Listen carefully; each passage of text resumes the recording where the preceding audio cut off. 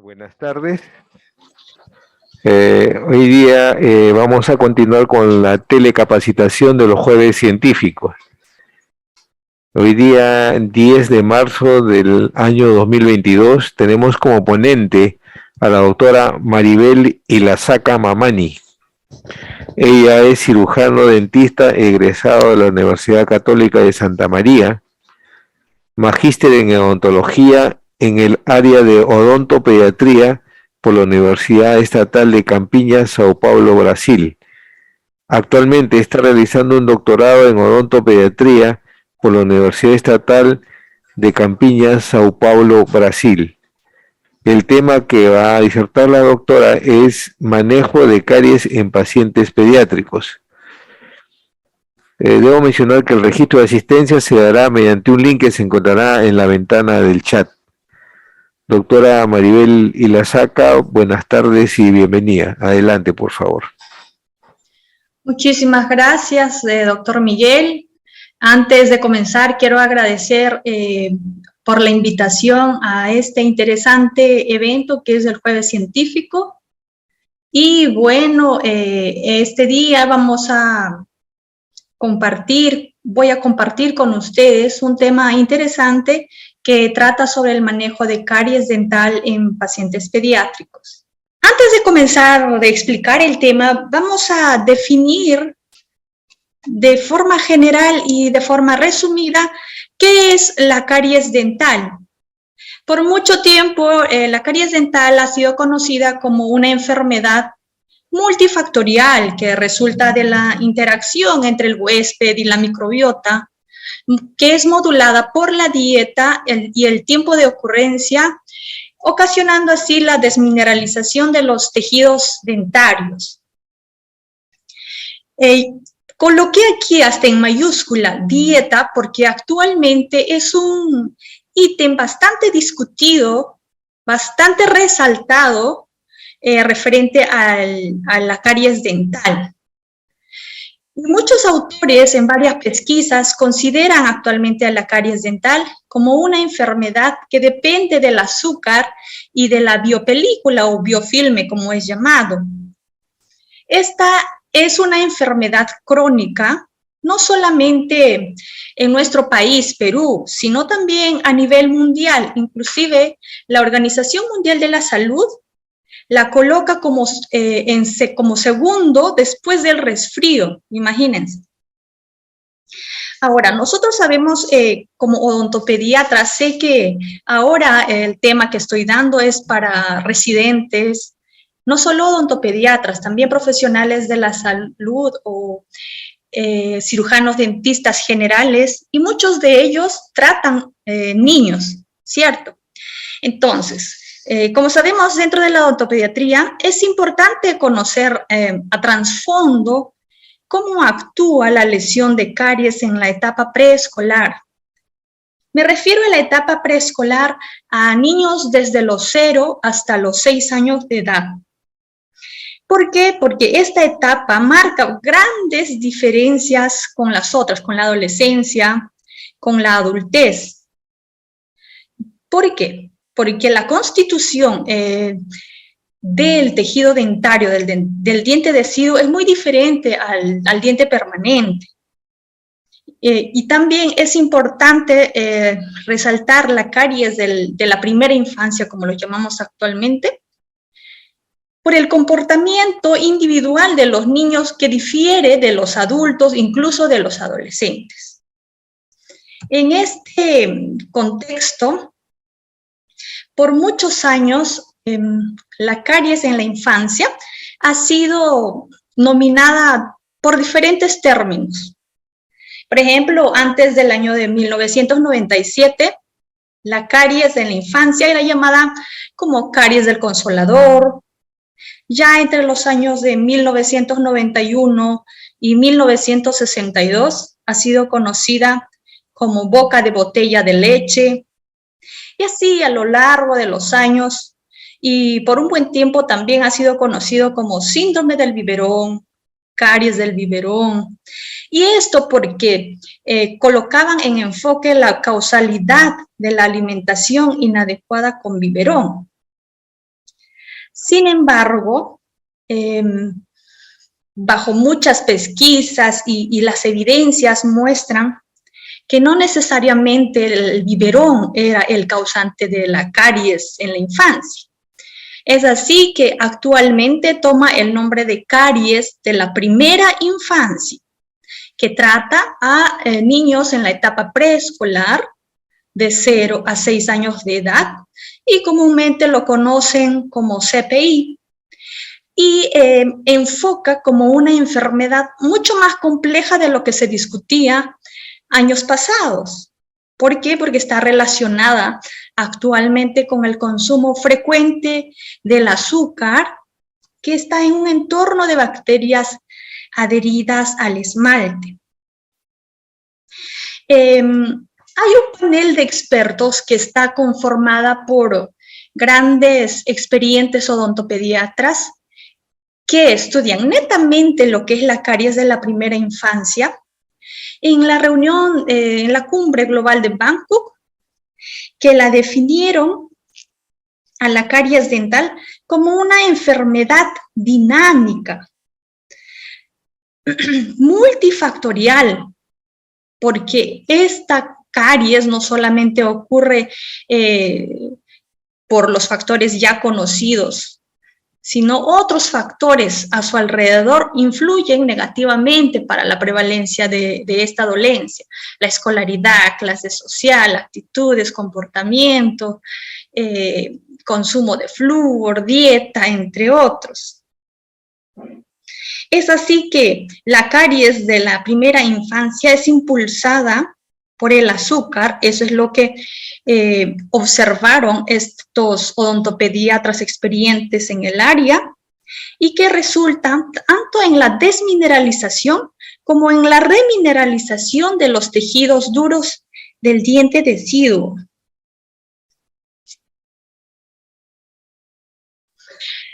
Y observamos por mucho tiempo varios investigadores manejando el tema y buscando la respuesta para esta pregunta, ¿no? ¿Qué es lo que en sí causa la caries dental? ¿Cuál es el foco principal? Entonces, en este aspecto debemos tener una base bien fuerte sobre entender la etiología compleja de esta enfermedad. Sabemos que la ingesta de carbohidratos, principalmente lo que es la sacarosa, hace que el pH caiga a un pH 5 o menos. Y este pH, disculpen, ácido, conduce a lo que se llama microbioma disbiótico. ¿Qué es el microbioma disbiótico? Esto se caracteriza por el aumento en la proporción de especies de biopelículas ácidas y la producción de este ácido sostenido desmineraliza la estructura del diente. Ahora, la colonización de bacterias en la cavidad bucal del niño se produce tanto por transmisión vertical, también por la horizontal. Sin embargo, esta transmisión de microorganismos no significa que sea un sinónimo de transmisión de caries dental. ¿Por qué? Porque la bacteria por sí sola no va a producir esta enfermedad, la caries, ¿cierto? Necesita de otros factores para que esto acontezca. Es por eso que la caries dental se conoce como una enfermedad no transmisible. Más tenemos que tener en cuenta que el azúcar es un factor determinante para que suceda la caries dental. Y me refiero específicamente a qué tipo de azúcar. A los azúcares libres que se encuentran en los alimentos Y ya vamos a entrar en detalle un poquito más para allá. Y entonces, la caries de la primera infancia es una enfermedad, por tanto, no transmisible. Ahora, la caries de la infancia, la caries de la primera infancia comparte factores de riesgo comunes con otras enfermedades que también son no transmisibles. ¿Cuáles? Nuevamente voy a recalcar el azúcar. Es decir, el azúcar es un factor determinante para que ocasione no solo la caries dental, sino también este azúcar es un factor determinante para que suceda la obesidad infantil, para que acontezcan las enfermedades cardiovasculares y la diabetes mellitus. Entonces, la caries de la primera infancia, que es una enfermedad no transmisible, junto con otras, comparten un factor común, que es el azúcar, y un asunto bastante estudiado en la actualidad. Ahora, aquí quiero entrar en detalle y entender qué es azúcar libre. El azúcar libre es muy diferente al azúcar natural que consumimos. El azúcar libre, ¿dónde lo encontramos? Lo encontramos, es ese azúcar refinada que nosotros adicionamos a los alimentos, sea en los mates, en los refrescos. No solamente está ese azúcar libre en las gaseosas, en los chocolates, que fácilmente podríamos pensar que sí, sino también en la miel, en los mates, como se los dije, inclusive en los jugos de las frutas naturales. ¿Por qué? Porque aquí es donde va a tener mayor cantidad de fructosa, que se considera como un azúcar libre, y no se va a adicionar las fibras. Siempre se recomienda, por eso, el consumo de azúcar en su forma natural, como lo hacemos consumiendo las frutas in natura. Voy a parar un poquito aquí. No traje el artículo aquí para mostrar porque no me deja, no ha sido aún publicada, pero sí hay resultados preliminares de la doctora Jenny Abanto, que es una reconocida odontopediatra no solo en Perú ni Brasil, a nivel mundial, que trabaja bastante con este tema del azúcar libre. Ella muestra que en un estudio de corte que ella y sus colaboradores realizaron en la selva de Perú y Brasil, con personas gestantes y los niños nacidos hasta los 2 años de edad, observó que el consumo de azúcar libre en su forma de mates, que es muy común en nuestro país, y nosotros lo sabemos, mucho más común en la sierra, en la selva, el consumo de mates desde el nacimiento. Niños que apenas habían nacido ya consumían sus mates porque lamentablemente es la cultura que no nos deja ir a aceptar lo que las evidencias nos recomiendan. ¿Y qué es lo que he observado en estos niños? Que a los 2 años, al año de edad, ellos ya tenían las lesiones iniciales de caries y el factor de riesgo de caries era grande. Entonces, había una diferencia significativa con los niños que recibían informaciones preventivas desde la gestación. Madres que entendían que no deberían de dar el azúcar hasta los 2 años de edad, consiguieron prevenir la caries a futuro. Entonces, cuán importante es nosotros saber de este tema para poder transmitir esto a los padres, los cuidadores, principalmente a la madre desde el momento de la gestación.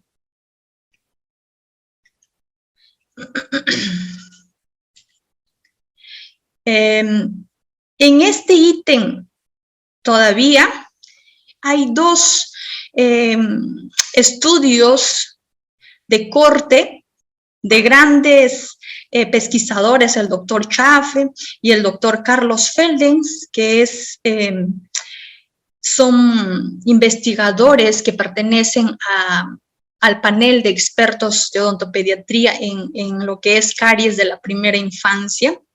Y ellos mencionan que existen dos puntos fundamentales, dos características que resaltan en las prácticas dietéticas para que ocurra la caries de la primera infancia, que es la edad a la que se introduce el azúcar en un niño y la frecuencia de su consumo. Estos mencionan que los patrones dietéticos en la infancia son caracterizados por una mayor cantidad de alimentos y bebidas muy endulzados durante el primer año de vida y están fuertemente asociados a la incidencia de caries, no solamente en la fase de la niñez, cuando tienen sus dientes deciduos, sino a lo largo de los años de la fase de la adolescencia hasta la fase adulta. Es así que como estos estudios hay otros, pero estos son los estudios más fuertes, por así decirlo, para explicar el problema que el azúcar libre tiene en los niños, en la prevalencia de la caries de la primera infancia. Ahora, no solo ese factor es lo que va a afectar a la incidencia de la caries de la primera infancia, sino también existen otros factores, que son los factores intraorales, los factores extraorales. Dentro de los intraorales podemos mencionar como prioridad los defectos del desarrollo del esmalte. Se considera a este como un factor de riesgo para que suceda la caries de la primera infancia. ¿Por qué? Porque la pérdida de la integridad de la superficie dental y las deficiencias de la mineralización va a ayudar a que acontezca, a que suceda rápidamente y fácilmente esta dolencia, esta enfermedad. Ahora, estos efectos del desarrollo se cree que son causados por condiciones prenatales, e incluso enfermedades sistémicas infantiles. Ahora, dentro de los factores extraorales, lo que más resalta son los factores socioeconómicos. Entre ellos está la renta familiar, me refiero, el origen étnico, la raza y la educación materna. ¿Cómo así puede influir la renta familiar? La renta familiar es un factor que influye negativamente cuando se trata de familias vulnerables, porque estos tienen menor chance de visitar a consultas odontológicas de forma rutina. Sus necesidades prioritarias son diferentes a los que no son vulnerables.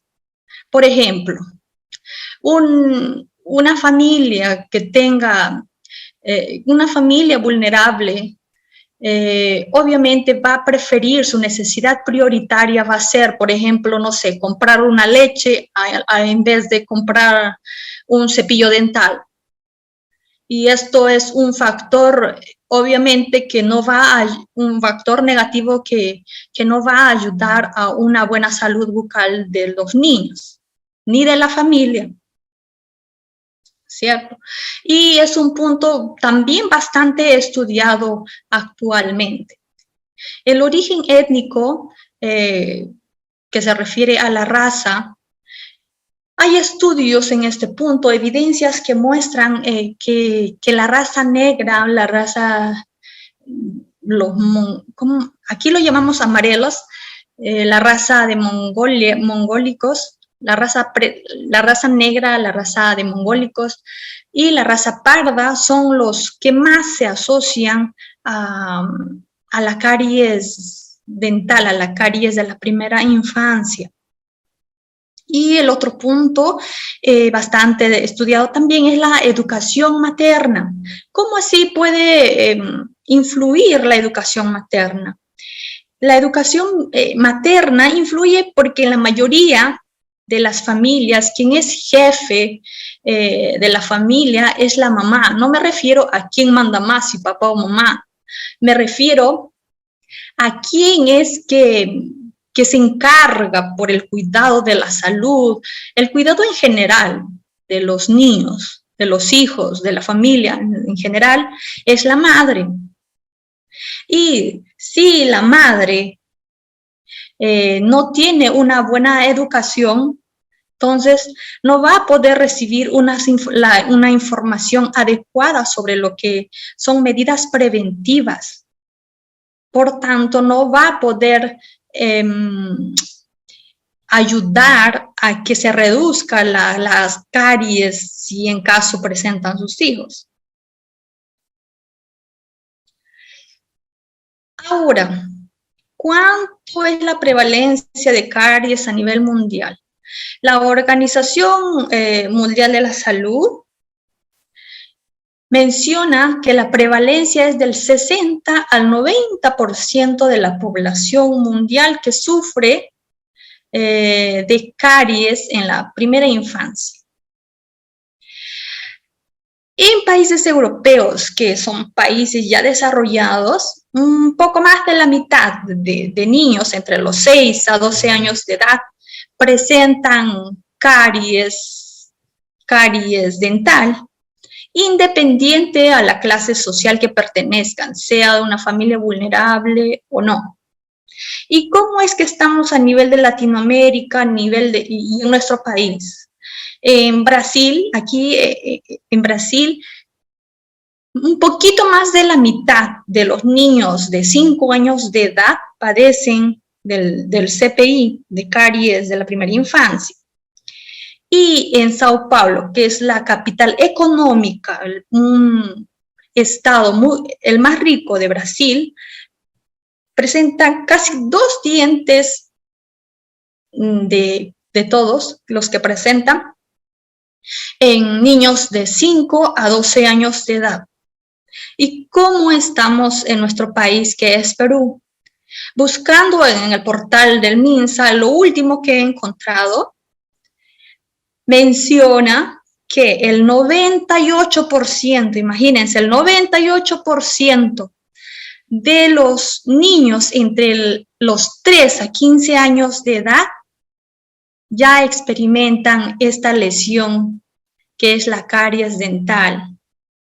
Y principalmente en las regiones de Pasco, Puno y Apurímac, que son las regiones con mayor prevalencia de caries dental. Comparando con Latinoamérica a nivel mundial, lamentablemente en Perú vivimos en una situación crítica si nos referimos a esta dolencia. Entonces, como cirujanos dentistas, odontopediatras, necesitamos actuar y saber la causa, saber y actuar en medidas preventivas para disminuir esta prevalencia. Es importante entonces evaluar el riesgo de caries. En la literatura no existe así un protocolo mundial que pueda utilizarse para evaluar el riesgo de caries, pero sí hay 2 herramientas disponibles que son las más recomendadas para el uso en niños de etapa preescolar, que son los formularios manuales de la Academia Americana de Odontopediatría y el formulario de Cambra. En otros países utilizan historias clínicas, incorporando todos los datos del paciente infantil, desde la anamnesis, el examen clínico, exámenes, radiografías y todo. Y la suma de todo, de esa puntuación, estos colocan en niveles de riesgo de caries. Pero como digo, no existe aún el consenso de un protocolo, de una herramienta que se disponga y se diga esto se va a utilizar para evaluar el riesgo de caries. Lo ideal es que las diferentes categorías de riesgo deberían estar vinculadas a medidas preventivas personalizadas e intervalos de seguimiento. Y de forma general, los niveles de riesgo lo colocan en 3 fases, como riesgo bajo, riesgo moderado, riesgo alto. Depende a las características acumuladas utilizando una herramienta que les permita evaluar el riesgo de caries. ¿Qué es riesgo bajo? ¿A qué se refiere que riesgo bajo? El concepto de riesgo bajo se conoce como la ausencia de factores de enfermedad, es decir, no hay riesgo, no hay factores de enfermedad, más sí hay presencia de factores protectores. Más adelante vamos a saber a qué nos referimos con factores de enfermedad, factores de protectores. Ahora, riesgo moderado y riesgo alto, no hay unas definiciones tampoco exactas. Como les digo, los indicadores de la herramienta que utilicen va a ser que ustedes coloquen como riesgo bajo, riesgo moderado o riesgo alto. De forma descriptiva aquí, claro que no solamente se debe observar clínicamente. Aquí podemos decir, por ejemplo, descriptivamente, que no presenta manchas blancas, no presenta ausencias dentarias a causa de alguna lesión cariosa. Podemos decir aquí, por ejemplo, como un riesgo bajo, imagínense que tenía utilice pasta con flúor, que tenga una dieta balanceada, sin consumo de azúcar hasta los 2 años y la frecuencia de su cepillado sea buena. Un riesgo bajo. El riesgo medio o moderado, podemos, por ejemplo, observar aquí manchas blancas en los dientes deciduos, pero sin cavidad y más otras características. De pronto aquí no consume los azúcares, pero sí se cepilla, no consume los azúcares, pero se cepilla con pasta dental sin flúor y así, ¿no? Ya obviamente el riesgo alto es cuando presenta unas características claras, lleno de caries muy avanzadas con destrucciones de las paredes superficiales del esmalte. Y entonces, una vez evaluado el riesgo de caries dental en el infante, podremos realizar el manejo clínico de la caries de la primera infancia. Entonces, siempre va a mano en la evaluación de este riesgo de caries con el manejo clínico de la lesión de caries en la primera infancia. Con fines didácticos, vamos a priorizar siempre a la prevención en 3 fases. En la fase primaria, en la fase secundaria, en la fase terciaria. En la prevención primaria,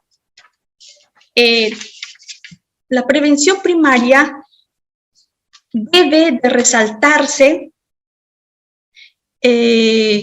la información educativa en una edad antes de que suceda la lesión de caries. ¿A qué me refiero? En la etapa prenatal.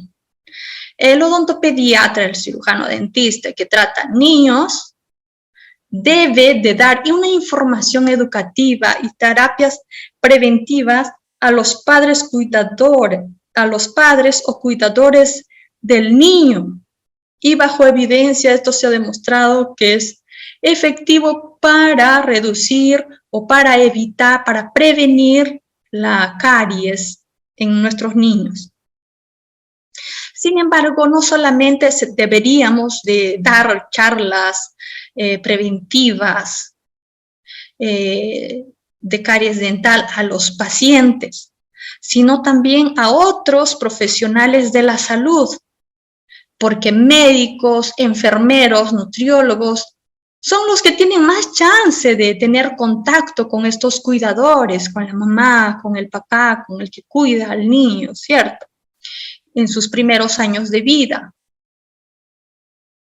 Y a ellos debería de inculcarle cuáles son los factores de riesgo y cuáles son los factores de protección de caries, con el objetivo de promover mensajes preventivos de atención primaria.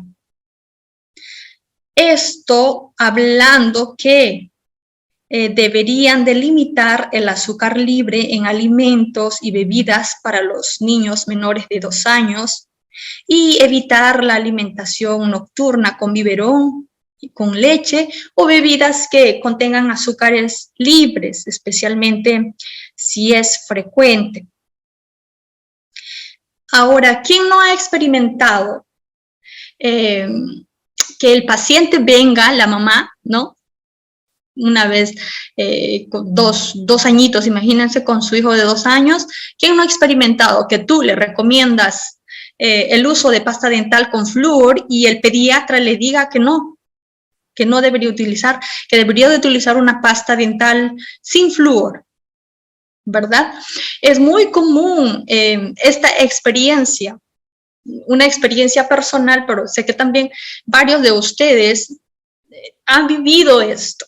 Ustedes toman todo el tiempo posible para dar esta información educativa a los padres, pero vienen creyendo al final al médico, generalmente a su pediatra, pero si es un pediatra que desactualizado, un pediatra que no es a favor del flúor, dicho y sea de paso, utilizar una pasta sin flúor, no hay una evidencia fuerte que se diga realmente, que se pueda dudar, ¿verdad?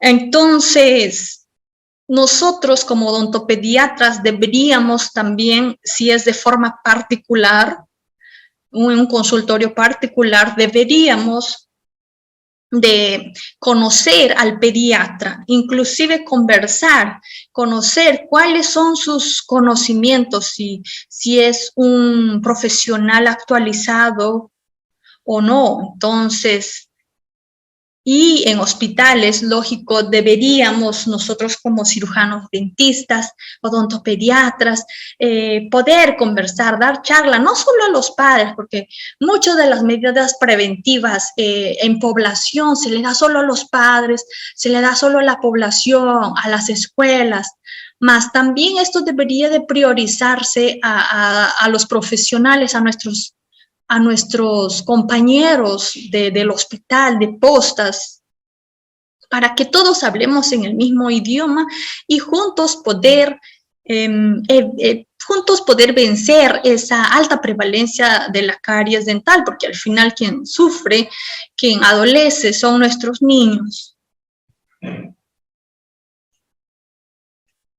Entonces, los factores que empeoran o que ocasionan las caries dentales, ya dijimos que es básicamente el azúcar libre que está en los alimentos, que adicionamos en los alimentos. Ya no voy a entrar más en detalle en este punto porque ya lo he explicado. Y los factores protectores encontramos en predominancia al flúor. ¿Dónde lo encontramos? Sea en forma de dieta, en la sal de yodo con adicional de flúor, en las aguas fluoradas de cada lugar donde uno se encuentra. Pero también este factor protector, que es el flúor, lo encontramos en los productos de higiene bucal, principalmente lo que es la pasta dental con flúor.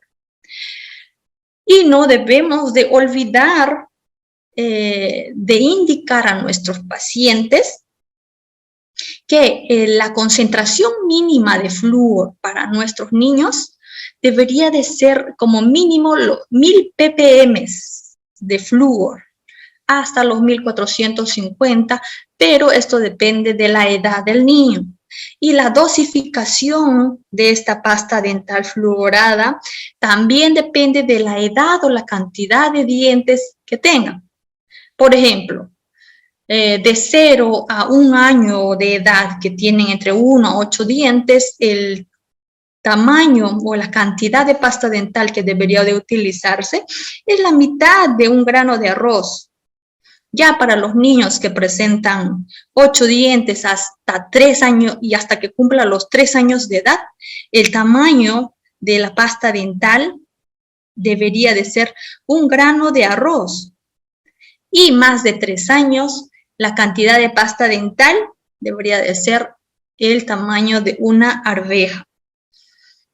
Hacemos este ejemplo y deberíamos demostrar a nuestros pacientes para que ellos tampoco sobrepasen la dosis del flúor, porque ahí es que está el problema de la intoxicación del flúor y todos los que están en contra del flúor.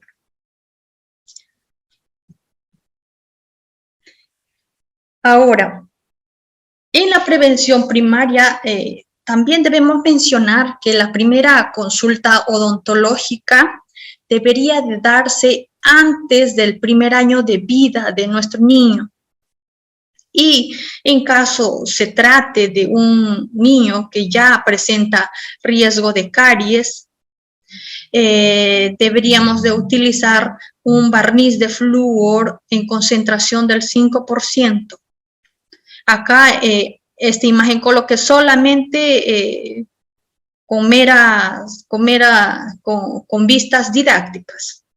La dosis debería de ser de 1 vez por semana cada 6 meses como medida de prevención primaria de la caries primaria de la infancia. Ahora, en la prevención secundaria del CPI, básicamente lo que busca es prevenir que la caries avance a una cavitación dental. En este punto, ¿qué realizamos? Además de utilizar lo ya mencionado de la prevención primaria, que es el barniz de flúor al 5%, 1 vez por semana, aquí debería de ser trimestralmente, es decir, cada 4 meses. En la prevención primaria era cada 6 meses. Ya en la prevención secundaria es cada 4 meses. Podría también utilizarse los sellantes de fosas y fisuras cuando las características de la pieza decidua se vea vulnerable a ser afectado por la caries dental, como son las profundidades amplias de las fosas y fisuras. Lo más recomendado para esto es utilizar los cementos de ionómero de vidrio. ¿Por qué? Porque esto libera flúor y todas las características que tiene este material. Él se une químicamente fácilmente tanto al esmalte como a la dentina y reduce la sensibilidad a la humedad, es decir, a la saliva, que es difícil a veces controlar en el niño. Ya en la prevención terciaria, el objetivo o el tratamiento preventivo, se trata de un tratamiento preventivo no invasivo, e invasivo cuando hay lesiones dentinarias cavitadas. Además de utilizar lo ya mencionado en la prevención primaria y secundaria, en esta prevención terciaria se observa riesgo de caries de moderado a alto. Entonces, ¿qué es lo que hacemos? Utilizamos básicamente el fluoruro diamino de plata. El fluoruro diamino de plata vamos a aplicar en las regiones afectadas de los dientes con destrucción del esmalte superficial. Infelizmente, hay cierto límite en el uso por la coloración negra que ocasiona el contenido de plata en este material que se introduce en el área de la dentina de la pieza dental. Muchos padres no aceptan esta pigmentación, no aceptan esta coloración porque creen que es antiestético. Sin embargo, la eficacia de este producto para paralizar la caries dental es muy buena. Y es una tarea que tenemos, ¿no?, para conversar con los padres y mostrarlos que este tratamiento es una opción para su niño que tal vez no quiere o tiene un mal comportamiento en el sillón dental.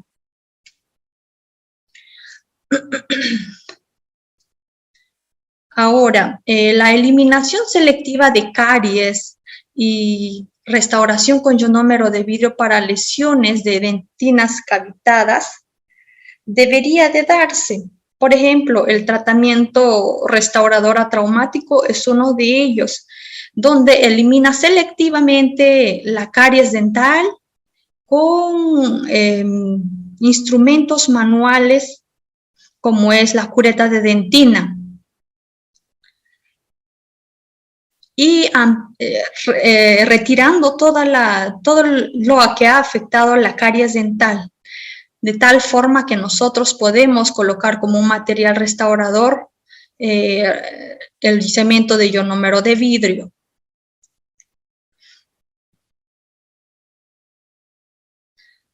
Ahora, la restauración de lesiones cariosas cavitadas debería de darse en conjunto con la evaluación del riesgo de caries. En realidad, no solamente para la prevención terciaria, sino también para la secundaria, que ya presenta un riesgo de caries. Aquí, en los niños de la fase preescolar, se recomienda utilizar los cementos de ionómero de vidrio, los cementos de ionómero de vidrio modificado por la resina o el composite a base de resina. Y lo ideal es realizar también un aislamiento relativo o absoluto, que va a ayudar a que sea más eficaz el tratamiento de prevención de la caries de la primera infancia. Ya para pacientes con alto riesgo de caries, con pérdida de una gran estructura dental, se recomienda el uso de las coronas completas, las coronas de acero que son comúnmente conocidas, que antiguamente eran muy utilizadas, luego con el pasar del tiempo por lo antiestético y algunas desventajas que veían, se dejó de utilizar. Sin embargo, actualmente nuevamente entró en prioridad el uso de estas coronitas. Ahora, si bien es cierto, la pandemia llegó desde el 2019 con el COVID-2019 y el enfoque del odontólogo en su práctica diaria ha variado. ¿Por qué? Porque sabemos que el mayor defecto, el mayor defecto, no, el mayor problema para la infección de este COVID-19 son los aerosoles. Entonces yo les traigo aquí un artículo de la Asociación Latinoamericana de Odontopediatría, donde muestra protocolos clínicos para el control de estos aerosoles, cómo debería de darse el tratamiento de caries, principalmente en nuestros niños en las épocas de COVID. Muchos de nosotros, muchos de los clínicos, se han visto limitados a tratar cierto tipo de lesiones cariosas, porque lo convencional y lo acostumbrado era utilizar siempre nuestros aerosoles, como es la pieza de alta rotación, el ultrasonido, ¿cierto? Y nos vimos limitados a tratar las piezas dentarias cariosas. Entonces, este artículo muestra una buena recomendación para que no dejemos de lado en cuidar a nuestros niños. Este protocolo se ha dado para tratar específicamente dientes vitales que tengan lesión inicial, lesión inactiva en dentina y esmalte, lesión cavitada, pero que no muestren signos o síntomas de patología pulpar inflamatoria irreversible. Y que se dé radiografías intraorales en caso fuera muy necesario. De lo contrario, evitar pedir radiografías intraorales, porque sabemos que esto induce a la salivación, incluso a la tos del niño. La succión debería de ser adecuada. En la medida de lo posible, trabajar a 4 manos y no dejar de lado el programa de motivación y educación, resaltando siempre que el cepillado dental y la adopción de dieta baja en azúcares va a ser lo primordial para evitar la incidencia de lesiones de caries en la cavidad de un niño. Entonces, este protocolo clínico evita el uso de estos aparatos que día a día son utilizados en nuestra rutina de trabajo.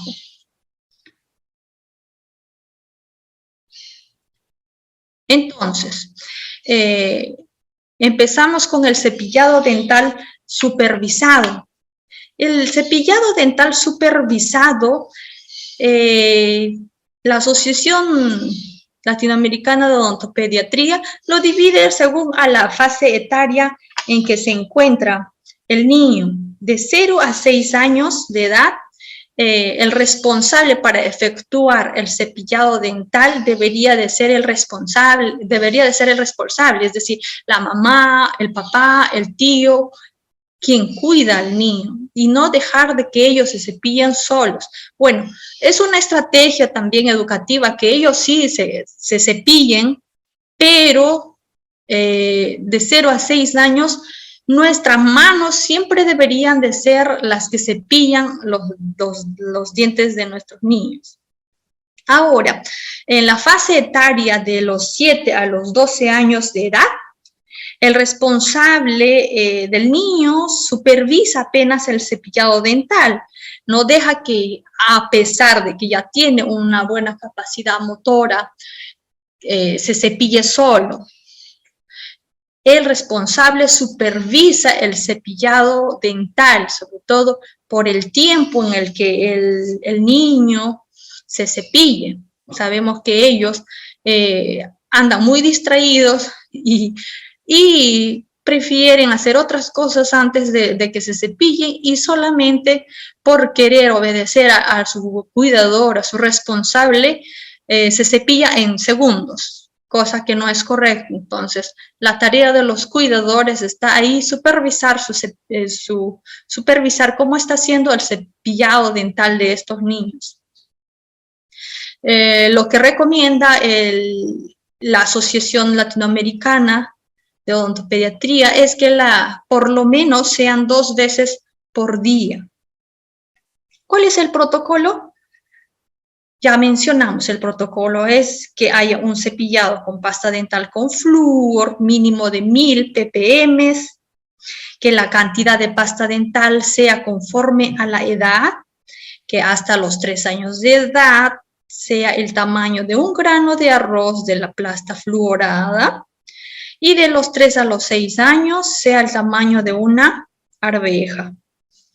2 veces al día, y es importante complementar el uso del hilo dental. Ahora, el barniz del flúor. El barniz de flúor debería de utilizarse al 5%, como ya mencioné, en un tratamiento convencional. No cambia mucho aquí para la época de COVID. Debería de ser en 3 dosis, una vez por semana, a cada 6 meses. Es indicado el uso de barniz de flúor para las lesiones iniciales activas y las lesiones moderadas de esmalte. ¿Cuál es el protocolo? El cepillado dental debería de darse para eliminar la biopelícula formado en la superficie del diente. Se debe realizar un aislamiento relativo del campo operatorio, aplicar el barniz de flúor con los aplicadores desechables en superficies proximales. El barniz se puede aplicar con la ayuda de un hilo dental, y eliminación del aislamiento relativo después de más de 1 minuto. La instrucción por el paciente debería de ser de no cepillarse los dientes durante 4 horas después de la aplicación. Otros todavía mencionan que no deberían de cepillarse durante el día entero, pero aquí la Asociación Latinoamericana de Odontopediatría, bajo esta revisión, nos recomienda que por lo menos sean 4 horas de abstención para el cepillado dental después de la aplicación de este barniz. El diaminofluoruro de plata debería de utilizarse para pacientes que presentan múltiples caries activas, hábitos inadecuados de higiene y que tengan una dieta cariogénica o tengan una conducta negativa en el sillón dental. Entonces, se indica, por ejemplo, para dentición decidua en lesiones iniciales que aún no han sido cavitadas o lesiones moderadas ya con cavitación. También se indica en lesiones proximales y para colocar este material debería de ser con la ayuda de una seda dental, como observamos aquí en las imágenes. Ya para dentición permanente, se indica cuando hay lesiones iniciales en fases de erupción y la eficacia es similar a las de sellante ionomérico, sellante resinoso o barniz de flúor, donde las evidencias muestran. Esto debería utilizarse en los primeros molares. Ahora, la solución de diamino de fluoruro de plata es una solución que debe utilizarse al 38%. Es una solución incolora, alcalina, que tiene un pH entre 8 a 10. Él contiene de 44.800 ppm de flúor y contiene 255.000 ppm de plata. Lo que va a hacer es básicamente detener la lesión de caries en el esmalte. ¿Cuál es el protocolo que indica la Asociación Latinoamericana? Primero, realizar la profilaxis dental para eliminar la biopelícula que se forma en la superficie del diente de la zona donde recibirá este producto. ¿Cómo lo hacemos esa profilaxis? Con el cepillo de diente o con bolitas de algodón humedecidas en el agua. Ahora, se debe proteger los tejidos blandos como el rostro, los labios, las mucosas adyacentes a esta pieza dentaria que va a ser tratada con vaselina para evitar que se pigmente la mucosa o las lesiones de los tejidos blandos. Luego realizamos el aislamiento del campo operatorio con rollitos de algodón.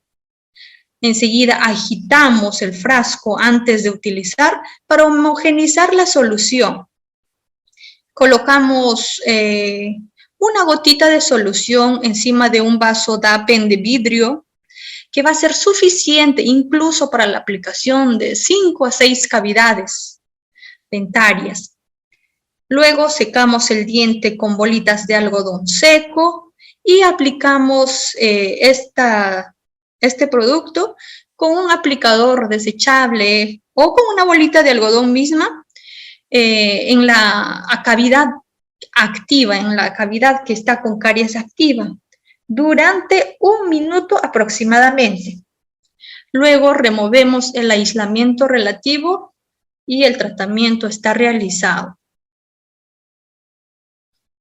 Para el uso de las resinas infiltrantes, se indica para lesiones interproximales en esmalte, también para las lesiones iniciales en dentina cuando afecta el tercio externo, tanto en dientes deciduos como en los dientes permanentes. Este tratamiento toma un abordaje microinvasivo. ¿Por qué? Porque necesitamos acondicionar la superficie dental para aplicar la resina de baja viscosidad en el tejido desmineralizado. El protocolo que sugiere la Asociación Latinoamericana es realizar primero la profilaxis dental, seguida de un aislamiento absoluto, utilizar luego una cuña con ayuda y una matriz proximal, acondicionar el área con el ácido hidroclórico al 15% durante 2 minutos, luego lavamos por 30 segundos con agua destilada, secamos por otros 30 segundos, aplicamos etanol al 99% por 30 segundos también, secamos siempre con bolitas de algodón, sin utilizar, recordemos que en esta pandemia no utilizamos ningún tipo de aerosol. Bueno, luego fotopolimerizamos por 40 segundos y colocamos la resina fluida a base de dimetacrilato y removemos los excesos con la ayuda de un hilo dental y finalmente volvemos a fotopolimerizar por 40 segundos. Para el uso de sellantes, el tratamiento con sellantes es un abordaje microabrasivo también y está indicado de forma preventiva o de forma terapéutica. De forma preventiva, en caso haya actividad cariogénica y en caso muestre una micromorfología de la superficie dental, es decir, presente fosas o fisuras profundas. Y de forma terapéutica para aquellas piezas que presenten lesiones cavitadas en esmalte y aquellas que presentan lesiones moderadas en dentina. Y para esto va a ser necesario, sí, sacar una radiografía interproximal, básicamente para observar la profundidad de la lesión que se ha dado en dentina. Utilizamos o el sellante resinoso o el sellante ionomérico. El sellante resinoso está indicado para las lesiones no cavitadas que alcanzan hasta la mitad o el tercio externo de la dentina y para lesiones cavitadas con extensión de hasta 3 milímetros de profundidad. Ya el sellante ionomérico utilizamos en caso haya una dificultad de controlar la humedad en la cavidad bucal. Sabemos que es a veces difícil controlar el exceso de saliva que el niño produce en el momento del tratamiento. Entonces, en este punto vamos a preferir utilizar el sellante ionomérico. Y también preferimos o indicamos el uso de sellante ionomérico cuando haya la erupción de los molares. Ahora, ¿cuál es el protocolo que la Asociación Latinoamericana nos indica para el sellante resinoso? Realizar primero la profilaxis dental, acondicionar el área con ácido fosfórico al 37%, por 15 segundos, lavamos, secamos, siempre con torundas de algodón, con bolitas de algodón, aplicamos el adhesivo o el sellante de acuerdo a las indicaciones del fabricante. Es importante siempre seguir las indicaciones del fabricante porque la manipulación del material difiere de un producto a otro. Entonces, antes de aplicar este material, deberíamos de leer todas las indicaciones del fabricante para tener la mayor eficacia en su tratamiento. Luego fotopolimerizamos por 40 segundos y si necesita, vamos a hacer un ajuste oclusal.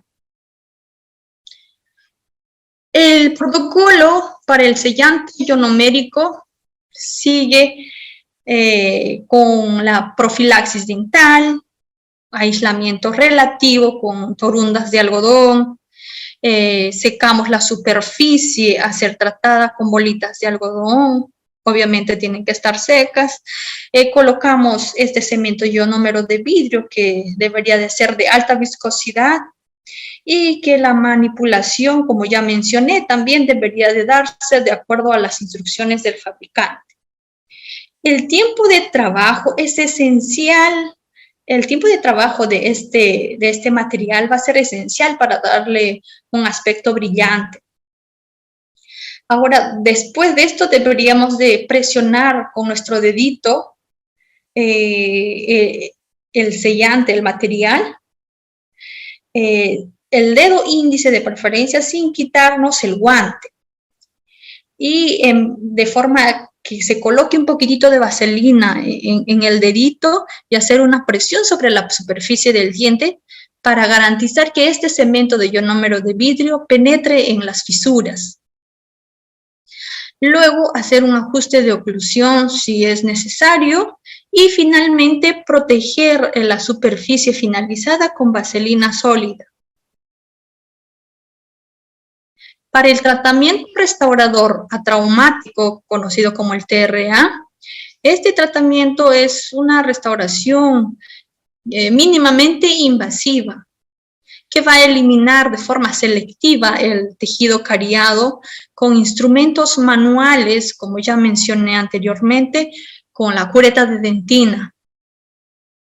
Y va a permitir el sellado de la cavidad con material restaurador adhesivo. La Asociación Latinoamericana nos da varias opciones de material restaurador adhesivo. Por ejemplo, el más conocido y utilizado, que es el cemento de ionómero de vidrio de alta viscosidad, o el cemento ionómero de vidrio modificado con resina, los compómeros o inclusive resina compuesta. Para realizar ese tratamiento o para optar por este tratamiento restaurador traumático, el TRA, debe ser para cavidades profundas. En cavidades profundas debemos de mantener la dentina reblandecida que está cerca a la pared pulpar y solamente retirar selectivamente la caries en la superficie, en las paredes o en la superficie cabo o en el borde cabo superficial de la cavidad con la ayuda de la cureta de dentina.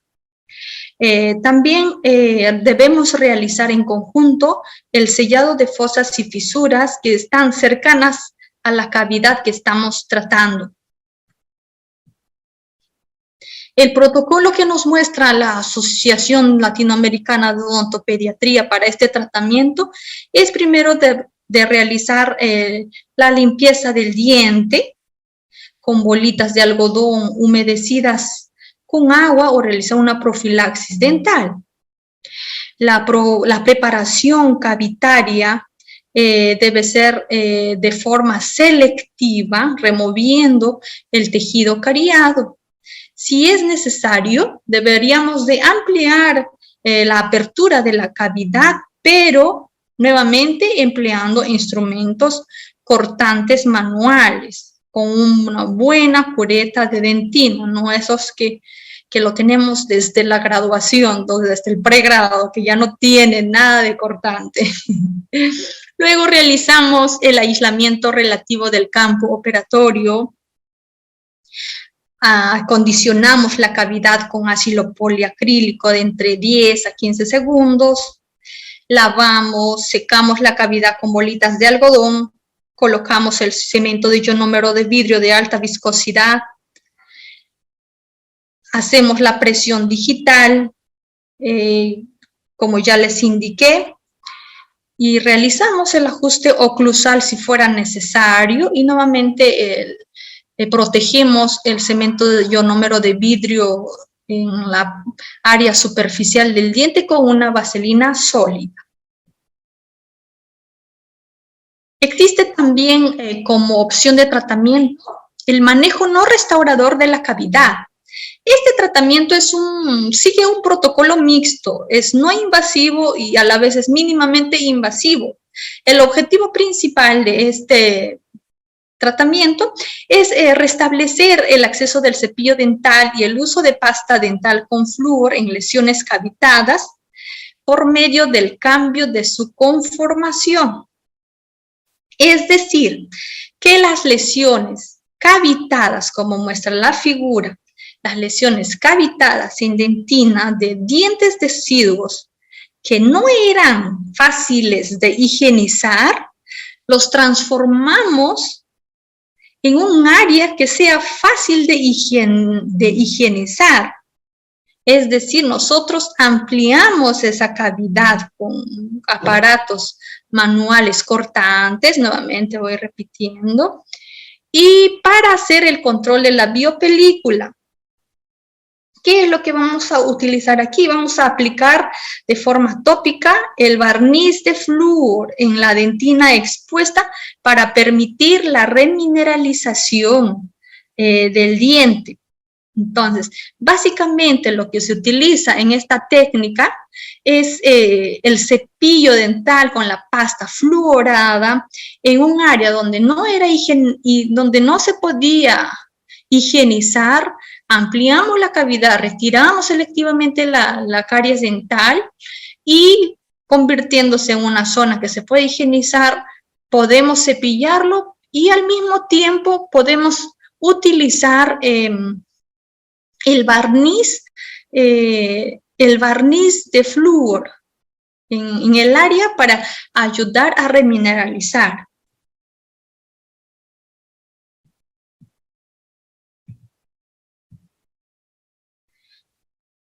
¿Cuál es? ¿Dónde estoy? Disculpen.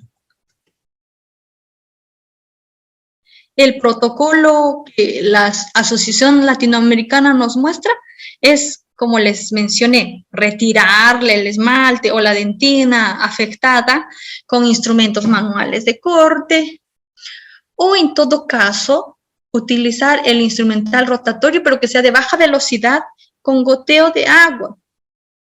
Y de tal forma que podemos eliminar ese nicho que acumula fácilmente la biopelícula dental.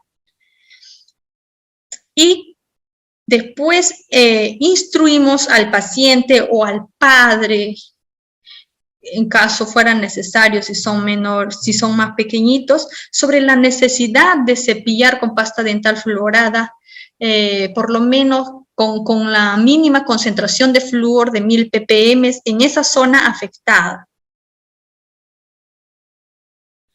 La otra técnica, una técnica nueva que ha traído varias dudas para su uso, ya les voy a decir por qué, es la técnica de Hall. Es un tratamiento mixto, no invasivo y mínimamente invasivo. La característica principal de esta técnica es que aquí utilizamos las coronas de acero pero no removemos tejido cariado, no utilizamos anestesia local y no preparamos la pieza dentaria afectada para colocar estas coronitas de acero. Está indicado en lesiones de caries que envuelven 2 o más superficies dentarias donde no podemos utilizar, por ejemplo, el ionómero de vidrio, que es cuando se trata de la resistencia, no es tan resistente cuanto este material. Les voy a mostrar aquí un video de cómo es hecho la técnica de Hall. Y cada uno va a tener su opinión.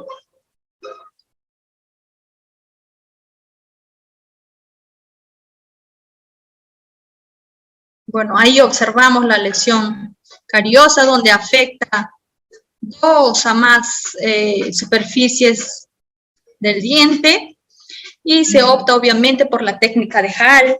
Utilizamos separadores ortodónticos interproximales para luego adaptar la corona dentaria, recordando que debería de ser 2 a 3 días antes de colocar la corona dental.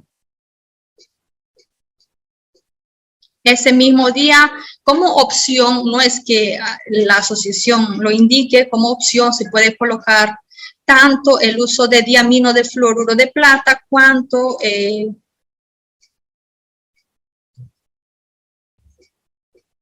barniz de flúor. En una segunda visita, después de 2 o 3 días, como les menciono, retiramos estos separadores, retiramos selectivamente la caries afectada y colocamos las coronitas de acero, que por su buen sellado, que se da a nivel de la raíz del dientecito, ha traído bastante eficacia en el tratamiento. Evidencias muestran que grande porcentaje de esta técnica tiene una mayor eficacia de los tratamientos convencionales después de 5 años de uso. Aquí no necesitan ni cortar la coronita de acero, simplemente con la mordida del paciente la corona va a adaptarse. Retiramos el exceso del cemento.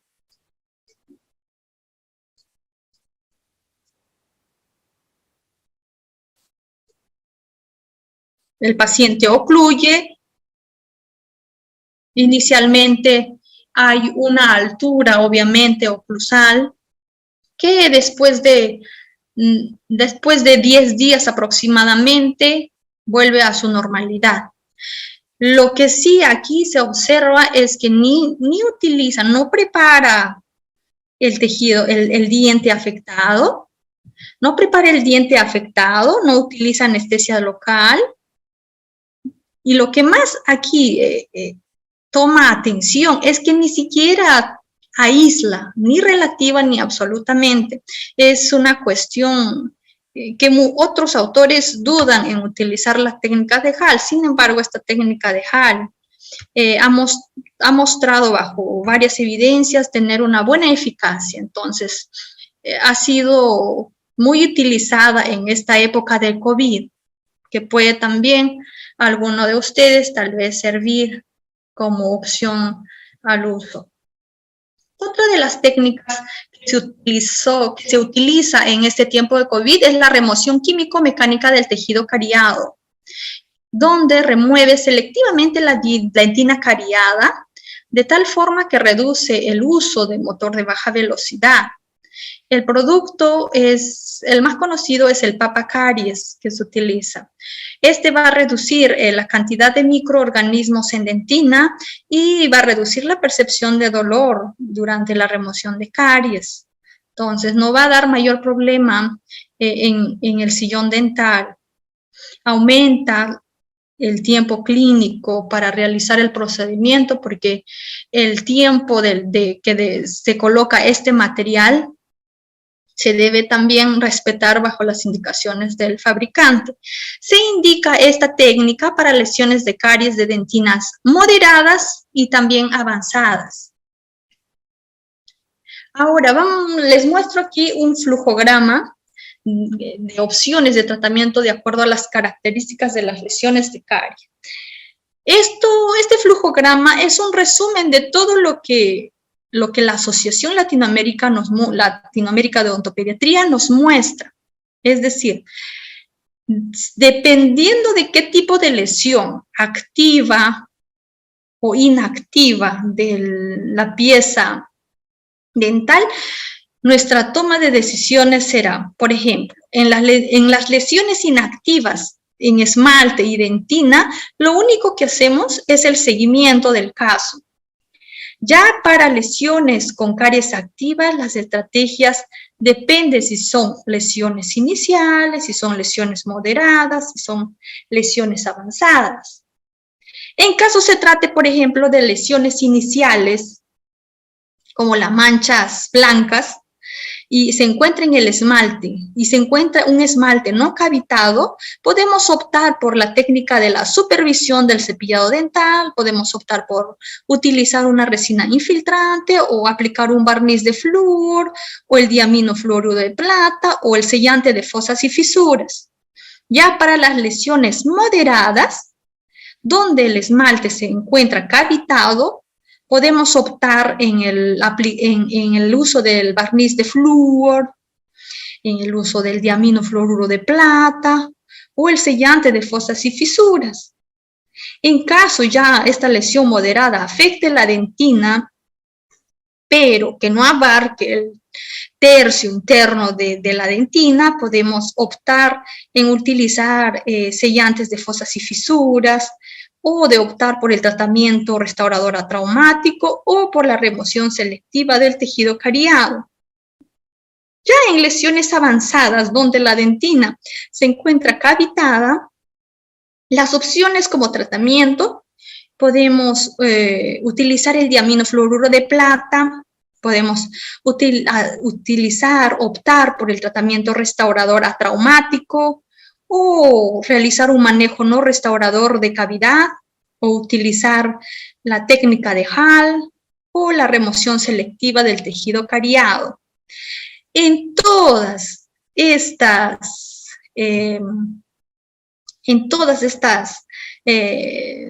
lesiones, sea inactiva o activa, así de forma general, debería de darse sí o sí el cepillado con pasta dental, con fluoruro y un control dietético. Nuevamente repito, me refiero al consumo bajo de azúcares libres después de los 2 años o nada de azúcar libre antes de los 2 años. Esto es lo que he podido traerles el día de hoy. Espero haber podido compartir un poquito más de lo que ustedes tal vez necesitaban. Tal vez muchos de ustedes ya han optado por varias técnicas utilizadas en esta pandemia. Más que he querido traer esto para ustedes y me quedo abierta a cualquier pregunta que tengan. Gracias. Muchas gracias, doctora Maribel. Sí, tenemos algunas preguntas. Nos dicen cuáles son las consecuencias al empezar un cepillado tardío en lactantes. Las consecuencias, lógicamente, es que repercuta a una caries de la primera infancia a corta edad. Y esto no solamente se va a dar en esa fase, como bien había mencionado yo, sino se va a dar en la fase de toda la niñez, toda la adolescencia, incluso en la adultez.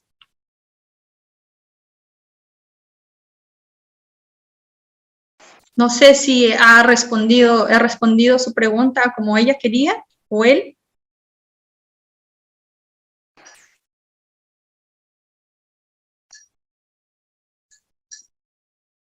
Muchas gracias, doctora. A ver, tenemos acá otro que dice, ¿por qué se debe curar los dientes de leche si al final van a caer?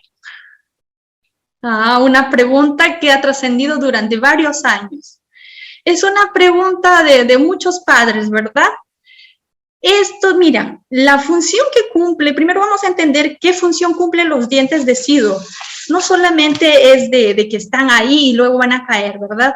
Los dientes de leche, la principal función que van a cumplir es de mantener el espacio para los dientes sucesores, que son los dientes permanentes. Además, que la pérdida precoz de un diente deciduo va a traer consecuencias negativas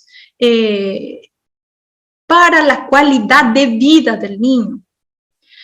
Ciertamente los adultos no logramos ver esto, pero los niños que pierden precozmente los dientes deciduos tienen una mala calidad de vida, afecta tanto psicológica, emocional como funcionalmente.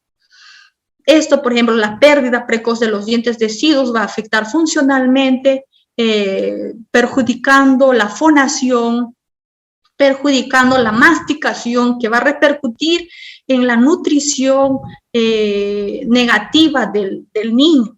Entonces, no se trata de que se pierde el diente deciduo, no hay problema porque luego viene el diente permanente, no.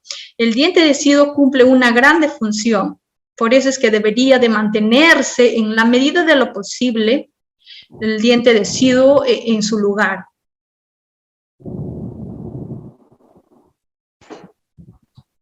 Muchas gracias, doctora. También tenemos una pregunta que nos dice cuáles son las señales de caries dental en bebés. La primera señal de caries de bebés son las manchas blancas. Son las caries iniciales que nosotros debemos estar ya al tanto e indicar a la mamá, al papá o al cuidador de ese pequeño que necesita ya un tratamiento, que el tratamiento inicial, como bien mencioné, puede ser el uso de barniz flúor al 5%, que es una aplicación tópica, para evitar a que esto avance a una caries que produzca cavidad de la superficie del esmalte.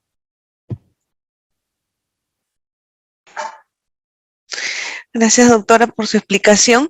Hay una pregunta que nos dice, ¿influye el iniciar una buena técnica bucal precoz para la prevención de caries?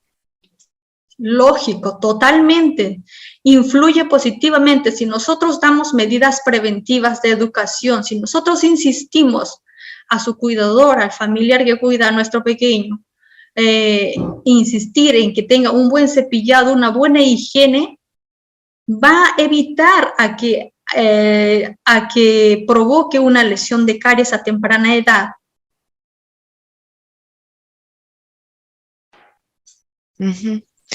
Muchas gracias, doctora. Y tenemos otra pregunta que dice, recomendaciones para prevenir la caries dental en los bebés. Lo básico y lo que acá he repetido muchas veces, hasta tal vez ha sido cansativo, es desde la etapa prenatal decir a la mamá que no ofrezca ningún tipo de azúcar, principalmente las azúcares libres, como el mate con azúcar, rubia, blanca, el azúcar industrializado, hasta los 2 años de edad. Evitar en la medida de lo posible a que no consuma cualquier tipo de gulosemias, golosinas, ni siquiera como algo inocente de colocar el azúcar en su leche, de colocar azúcar en su mate.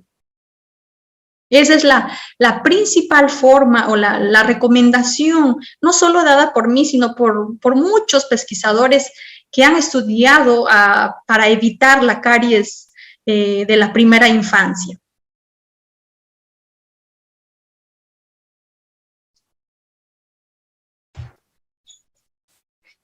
Muchas gracias, doctora.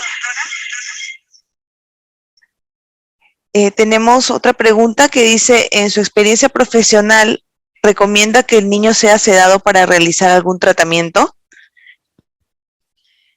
Miren, aquí en el Brasil no es tan común utilizar la sedación para un tratamiento, para el tratamiento dental del niño, a no ser un caso excepcional, que sea un niño con tratamiento especial, un niño especial con un comportamiento muy malo. Me refiero, por ejemplo, a niñitos que padecen de autismo, un autismo fuerte, o ese tipo de dolencias, ¿no? Que realmente no permitan.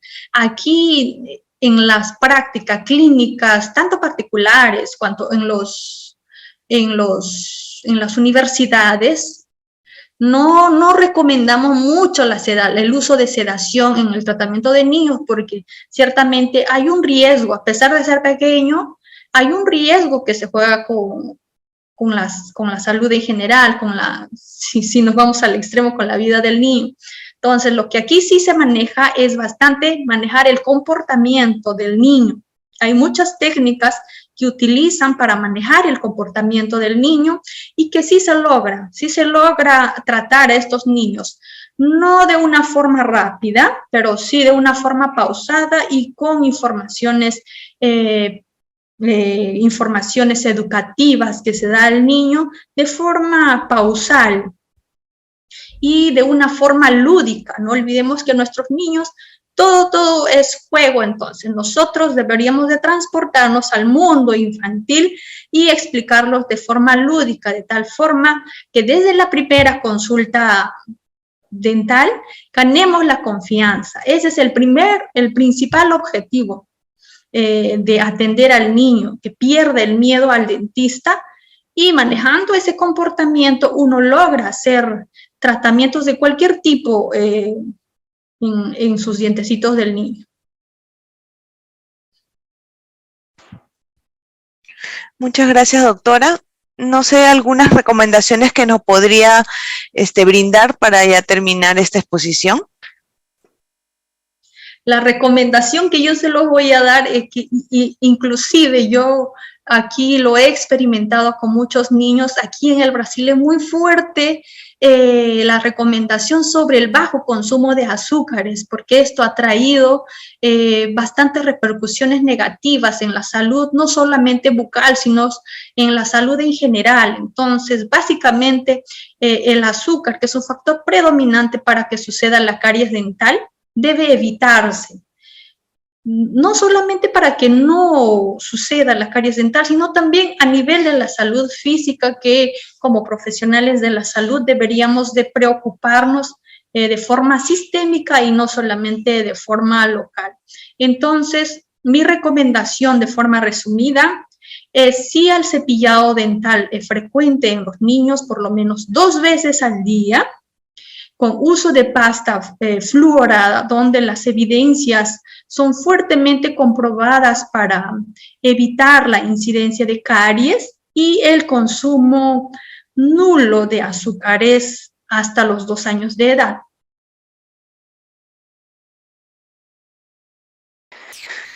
Muchas gracias, doctora. Y aquí tenemos una última pregunta que nos dice: ¿qué plan de tratamiento sugiere en pacientes de PCI y desgaste severo de piezas dentarias?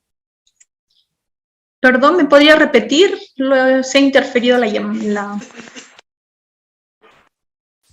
Nos dicen qué plan de tratamiento sugiere en pacientes de PCI y desgaste severo de piezas dentarias.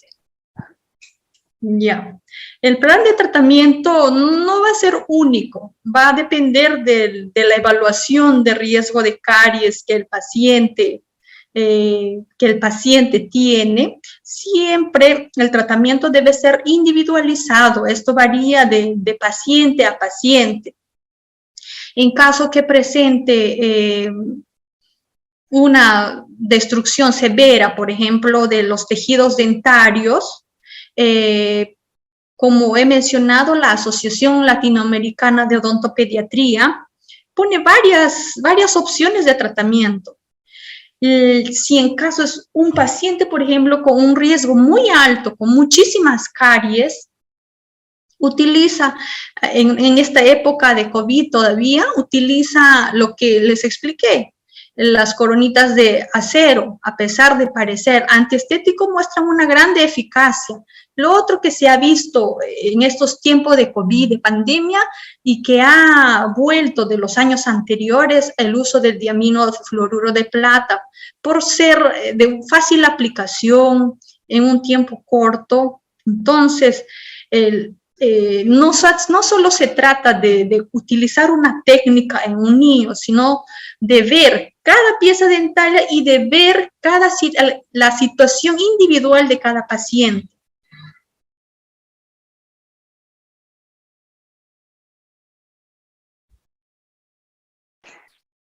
Muchas gracias, doctora, por esta explicación. Y tenemos otra pregunta que dice, en niños mayores de 2 años, ¿cómo o cuánto debe utilizar de pasta dental en el cepillo? En los niños hasta los 2 años de edad hasta los 3 años en realidad, entre el 1 hasta los 3 años de edad, la cantidad de pasta dental con flúor debería de ser primeramente de 1000 ppm o 1100 ppm de flúor, y el tamaño de la pasta dental debería de ser el tamaño de un granito de arroz, no más. Suficiente el tamaño del grano de arroz.